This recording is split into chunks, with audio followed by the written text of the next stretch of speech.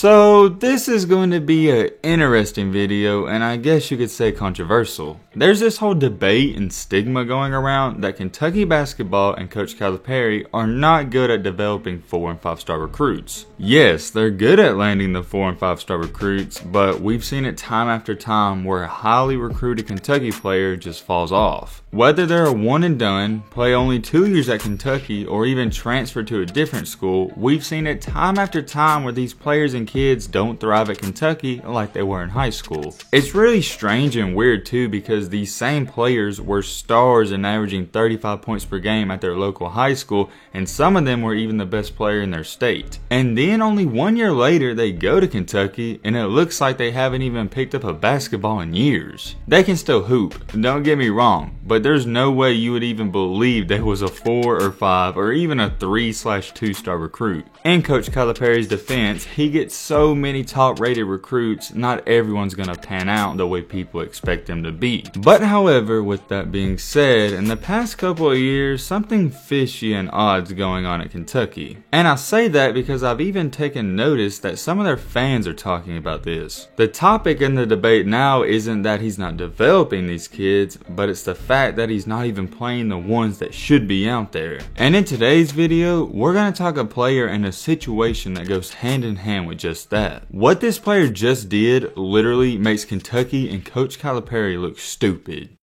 What's good, y'all? Hope you're having a blessed day. Just wanted to drop by and say we're on the road to 1 million subscribers, so if you're new to the channel and not subscribed, what are you doing? Join the family, hit that subscribe button and leave a like for more. Now without further ado, let's get into this video.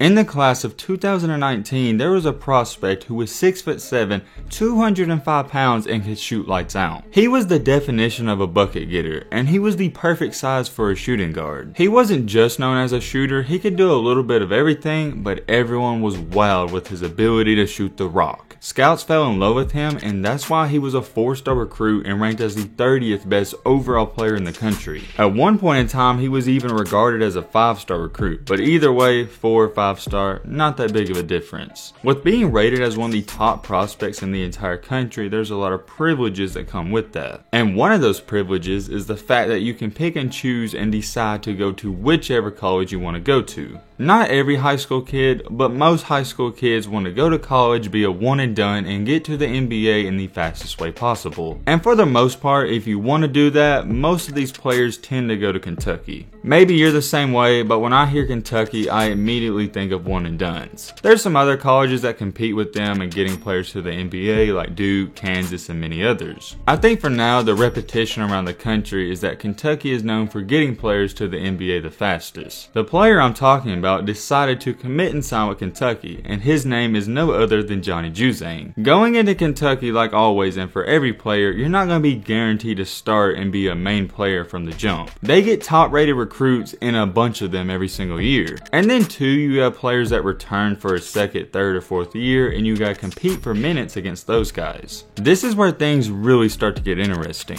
At Kentucky, Johnny Juzang was never given a fair shot. In his first game, he only played in 2 minutes, and yes, I get it's his first game, but that was a trend for the rest of the season. He never played big time and meaningful minutes throughout the season. Don't get me wrong, there was a game or two where he played some meaningful minutes, but for the most part, he was riding the bench. At the beginning of the season, when Coach Calipari was asked by a reporter why he wasn't playing him, he said it was because he was worried about his defense. That right there seems a little off to me, because Johnny Juzang, like we mentioned, he is 6'7" and 200 pounds. He's not slow. Is he the fastest? No, but I say he's pretty quick. He could have helped the team so much on offense. Even if he did give up a bucket or two on defense, he'd make up for it. I think John Calipari saying he wasn't playing Johnny for his weak defense was an excuse. Like always on this channel, I'm not gonna say stuff and not back it up. You know I got some facts to go along with this. During SEC conference play, Johnny Juzang hit 11 of 27 threes, which is equivalent to over 40%. It's sitting at right right at 40.7. So in the toughest and most meaningful games, he was arguably the best shooter on the team. But here's the problem, he wasn't even getting playing time. I could understand it if he was 11 for 40 or 11 for 50 and he wasn't playing good. It's the fact that he wasn't playing a lot, and when he did get in, he was being efficient. I even went back and watched some film before recording this video, and when he was on the court, I only saw good things. He looked fine on defense. I don't know why they said he wasn't good. He hustled, played hard, and he didn't take bad shots. He took smart ones. For the 2019 through 20 season, which is the year we're talking about, he only averaged 12 minutes per game. In those minutes, he averaged 2.9 points per game, 1.9 rebounds, and 0.3 assists. His overall field goal percentage, it wasn't the best. It was only 38%, and his 3-point percentage was 33. I'm just rounding those up. There's no need to get into decimals and all of that. Those percentages were on a small sample size, and he was still one of the best shooters in conference play for his team. Some of you are going to be able to relate to this and what I'm about to say. If you're a bench player and you're only playing 5 to 10 minutes per game, it's hard to get going and get comfortable because you don't have a long leash like the starters. If you mess up 1 or 2 times, you're getting taken out of the game and you may not even go back in. Throughout the entire season, the remedy for Johnny Juzang and Kentucky was that Coach Calipari never gave him a legit shot to prove how good he was. If you disagree with that statement, just hear me out and listen to what we're about to get into. When the season ended, once again, a reporter asked Coach Calipari why he wasn't playing Juzang anymore, and he said this. Quote unquote, he played behind some pretty good players. That doesn't make him any less of a player, but he played behind some good guys. Now, he knows the anxiety a freshman has, that a sophomore does not have in this program is incredible.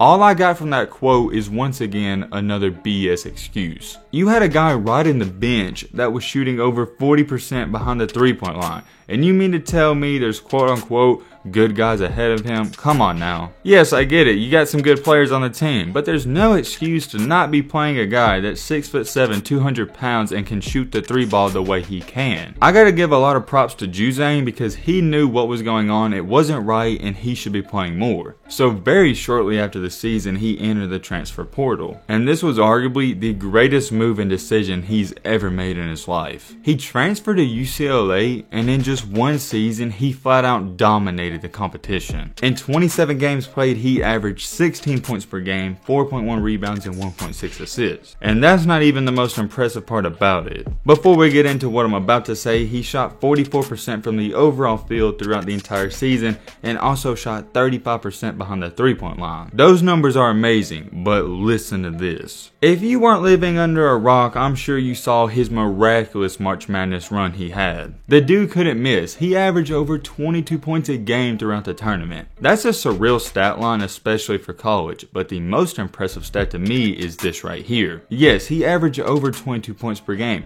but he did it shooting 50.9% from the field. Therefore, he was literally making more than half of his shots. He also pitched in 4 rebounds, 1 assist, and was averaging over 2.5 threes per game. The dude could not be stopped. You could only hope to tame him and hold him to under 18 or 16 points. And you want to know what's crazy about this entire situation is the fact that the only difference between UCLA and Kentucky with Johnny Juzang is that UCLA gave him a chance to prove himself. Kentucky and Coach Calipari, as much as I will admit he's a great and fantastic coach, he never gave the kid a shot. But guess what? The kid transfers to UCLA and he's a star. It's not by chance or consequence. He was a star at Kentucky, but he never got to play. It's more simple than some of you try to make it out to be. Some people try to say, oh, he must have got really good and worked over the summer, but no, he was always that good. He was almost a 5-star recruit in high school. I mean this in the nicest way possible, but Johnny Juzang literally made Kentucky look flat out stupid. The fact that you had this kid riding the bench is flat out ridiculous. There's no excuse for it, and this isn't the only example like I've talked about earlier in this video where a 4- and 5-star recruit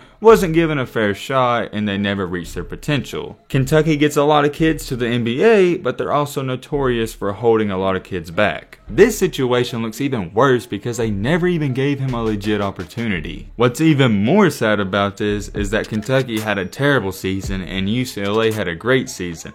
And I wonder if it would have played out differently if Johnny Juzang stayed at Kentucky. I'm not going to say he would have took them to the Final Four or even the NCAA tournament, but he could have helped. And then to put the cherry on top of everything, now Johnny Juzang has actually entered the NBA draft and he's projected to go in the late second round. He can still return to college because I believe he hasn't signed with an agent, but if he gets drafted, that is going to be a huge slap in the face to Coach Calipari. I'm not going to say there's bad blood between Johnny and Kentucky or even Coach Calipari, but you got to sense and feel that there's something there, and he had something to prove this entire season. And even if there's not quote-unquote bad blood like I said, there's one thing for sure.